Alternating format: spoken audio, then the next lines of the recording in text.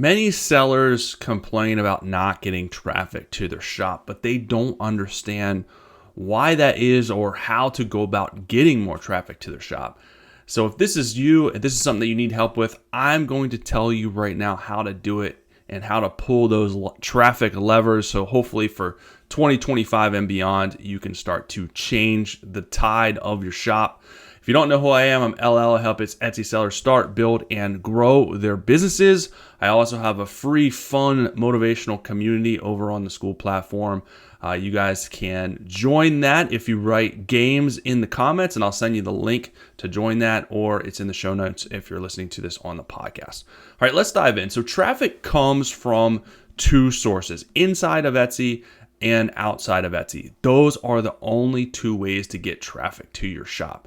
But there's a lot of different components of those, which I'm going to break down in this video for you today. And I want to show you how to use each of those sources to get more traffic to your shop. All right, if you're a visual learner like I am, I like to kind of diagram this out, but if you're listening and not watching, that's fine. I will still explain this for you guys. So the first traffic source, like I said, is inside of Etsy. So what am I talking about when I mean inside of Etsy? Well, basically, really what this comes down to is SEO. So how you're leveraging the traffic that Etsy is getting. Etsy has 100 million buyers or 90 million, 95 million buyers, whatever it is. It fluctuates every single year. So the goal is to leverage those buyers to get to send some of them. You don't need a lot. You need 1.00001% of those buyers, and you'll make a pretty nice living. So how do we leverage those buyers and get them to our shop? Well, this is through SEO, search engine optimization, optimizing our shop and listings so that they can find our listings and buy, especially our target market. So there's different ways that you can optimize to get this traffic to your shop. So the first and main way of this is through the keywords that you're using. Which keywords are you using? How well are you laying out the keywords? How specific are the keywords? How broad are the keywords? What's the traffic behind each keyword? Are you targeting a specific target audience with your keywords? So your keyword structure matters, how you're putting the keywords in your title, how you're putting them in your tags. The number of keywords matter. The keywords in your description matters. So all of these keywords are data points that the algorithm looks at to be able to say, okay, I'm going to send this person to this listing. I'm going to send this person to this listing, with the goal of matching the best buyer with the best seller. So you have to make sure you're using the right keywords that are matching your listing and targeting the correct audience, and using a lot of them in your listings so you can increase the relevancy, increase the data points. And then you're using a lot of basically co-adjacent keywords that still represent your item. That's basically playing the numbers game. So if you're using a keyword that has average search volume of 10,000 searches, you're using another one 15, another one's 20,000, another one's 5,000. Those are all increasing your chances of that person coming to your shop and then hopefully buying with some of the other stuff I'm going to talk about. The other part of this is reviews. This plays into SEO. It plays into social proof. If you're not getting reviews, you need to do your best to get reviews. If once you start getting sales, reach out, ask people to leave reviews. This is hard early on, but as you continue to grow, it'll be easier and easier. But it's really important to get reviews and get good reviews. Bad reviews can kill your shop, so you want to address those as well. But reviews definitely play into a lot of the social proof. People coming to your shop, seeing that they have good reviews, and they're going to trust you and want to buy. And it also plays into SEO. The algorithm likes to send traffic to shops with good reviews. Another main part of this is the number of listings.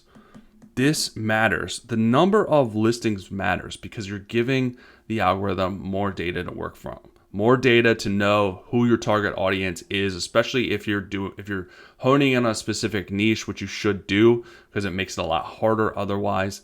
So the number of listings matter not only from the algorithm standpoint because you're increasing your data points, so you can really increase your chances. If every listing has a certain number of keywords in it, and those are all data points. So the more listings you have, the more data points you have, the more potential reach you have, the more potential for buyers you have.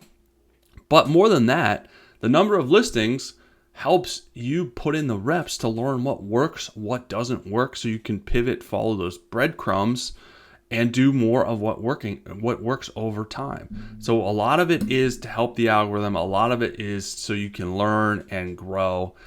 So it's multifaceted. You should be putting up new listings as much as possible, because a lot of people struggle with that and they wonder why they're not getting traffic. And I go and look and they only have 10 listings or 5 listings. It's just not enough data. That's not enough. That's not enough keywords. That's not enough data to reach a target audience to let the algorithm know who you're trying to target, who you're trying to reach. The other part of this is time. Time matters. If you're a new shop, it's hard to get traffic right away. You have to understand that it takes time for the algorithm. I know I keep talking about the algorithm, but it's not just the algorithm, it's just how things work. But it just takes time for people to find your stuff. It takes time for you to put up new listings. It takes time for you to figure out what works, what doesn't work. So more than likely, if you're a new shop, you're not going to get traffic. You're not going to get sales right away. You have to follow the journey. It's not instant gratification, right? It's delayed gratification. So you need to understand that there is going to be a time element. New stuff doesn't perform as well. New shops don't perform as well because they're not established yet.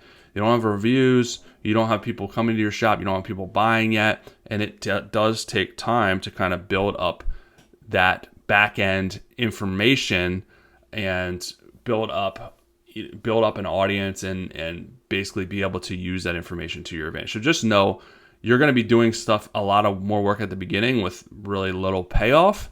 And if you understand that, you're going to stay in the game longer and you're not going to quit, whereas other people will quit before they get to the top of the mountain when the traffic and sales are about to come. It's not always the case. Some people do start and they get sales right away, and there's things that you can do to get sales faster. But if you plan on not getting sales and you plan on, I'm just going to put my nose to the grindstone and just put in hardcore work at the beginning and not expect sales, then you're going to be a lot better off. All right, the other big part of this is tweaks. Too many tweaks too fast, right?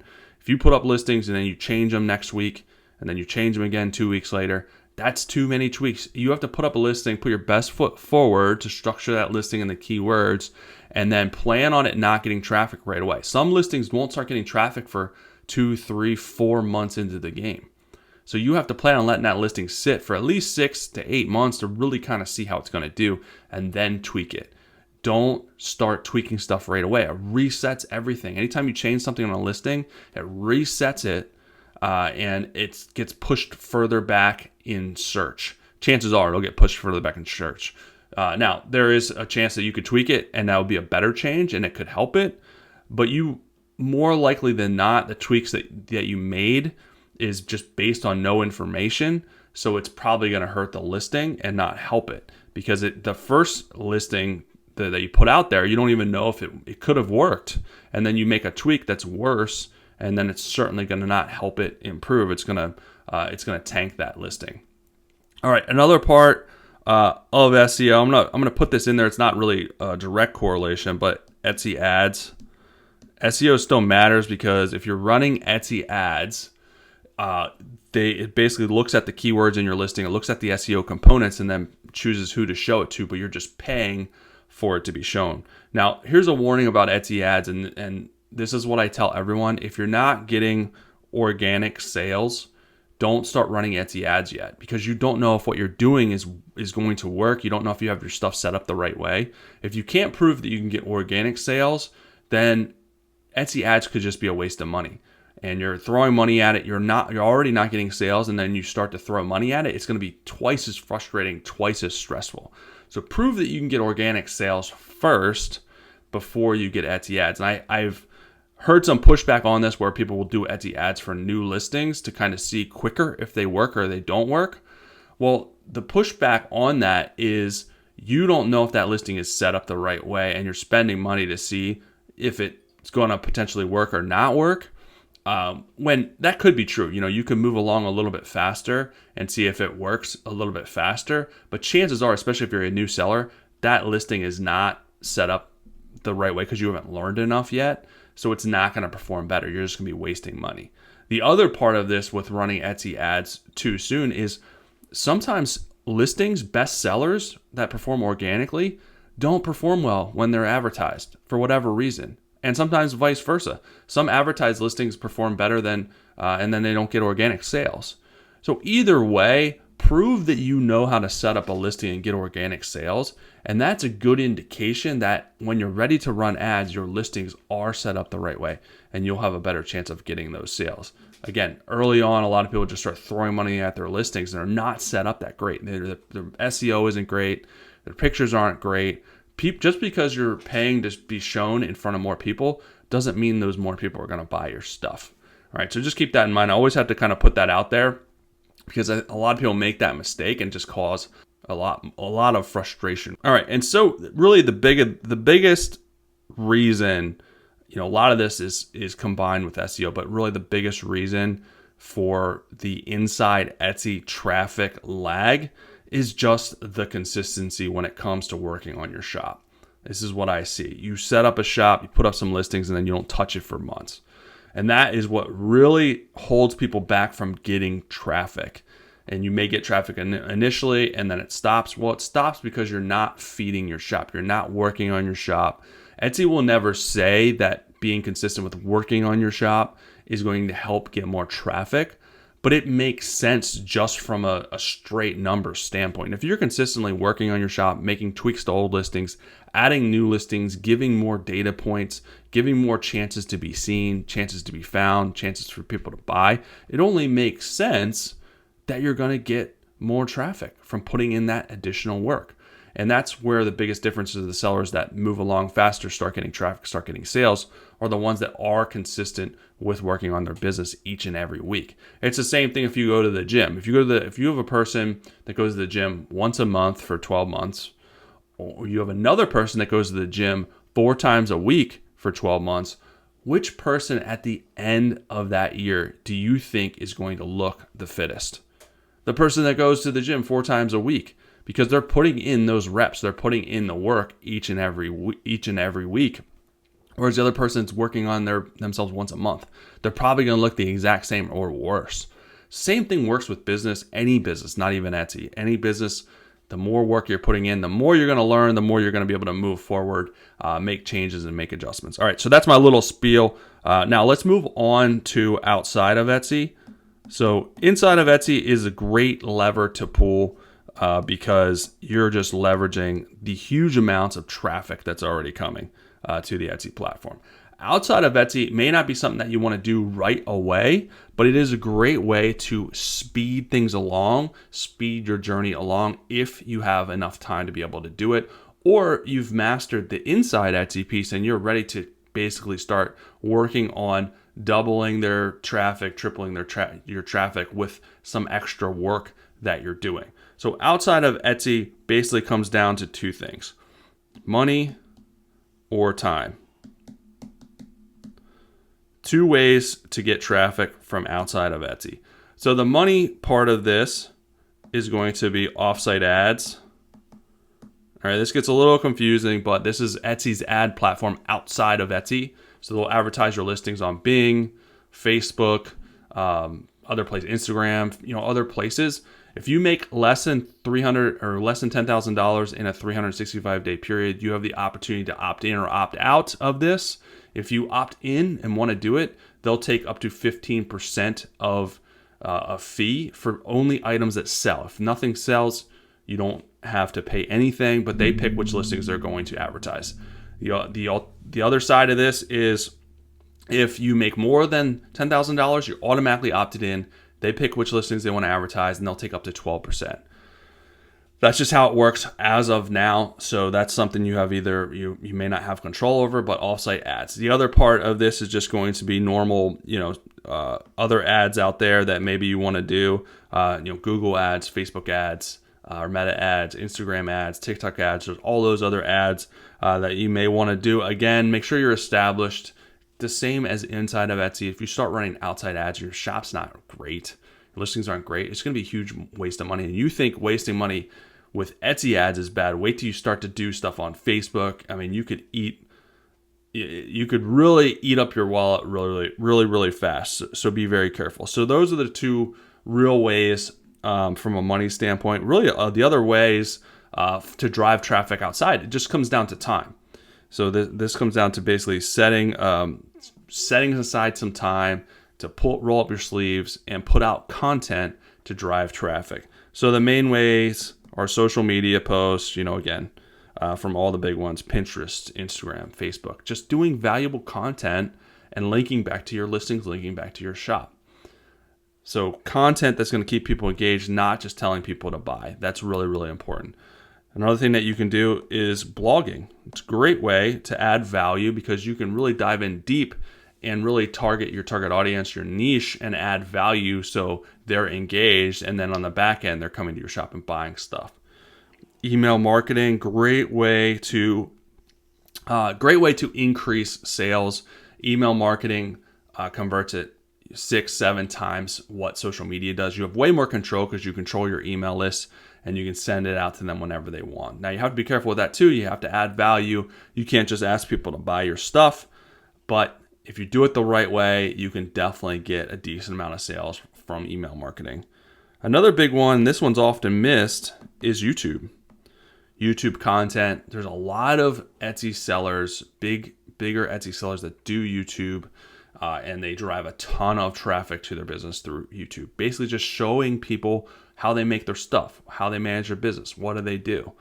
Fantastic way. I know it's a little bit more, people get a little bit more nervous because you got to be on camera, but you don't even have to be on camera. There's people that just have a camera set up on their hands and they do knitting and they have, 100,000 followers. So again, another way to expand your business if you want to create content to send traffic. And the last one I have, and I may have missed a couple here, but these are the main ones. The last one I'll put is in-person events, because a lot of you guys do in-person events, and this is a great way to send traffic back to Etsy. You can give out business cards. You can ask people to sign up for your newsletter. You can do a giveaway to collect emails. You can ask people to follow you, like and follow for a chance to enter the contest. There's a lot of different ways to be creative to get people on your list or on your social media so that you can engage with them later on. So in-person events, if you do in-person events, figure out a way to take advantage of those to get at a minimum someone's email or get them on your social media so you can follow up with them later. Don't just send them to your shop or give them a random link. Find a way that you can actually reach out to them later. And so usually an email list is the best way to do that. But those are the main ways inside and outside of Etsy to drive traffic to your shop. Hopefully that gives you some good ideas and some good momentum for 2025 to pull those different levers to see, okay, what can I do today? Which of these levers can I pull? What actions can I take to drive traffic back to my shop? Because at the end of the day, we do have control over traffic. A lot of it really comes down to just how much work we're willing to put in and be strategic with to send that traffic back to our shop over time. It's not going to be instant. You have to set up the workflows, but it can be done. There's a lot of sellers doing a very good job at it. And if they can do it, you can do it too.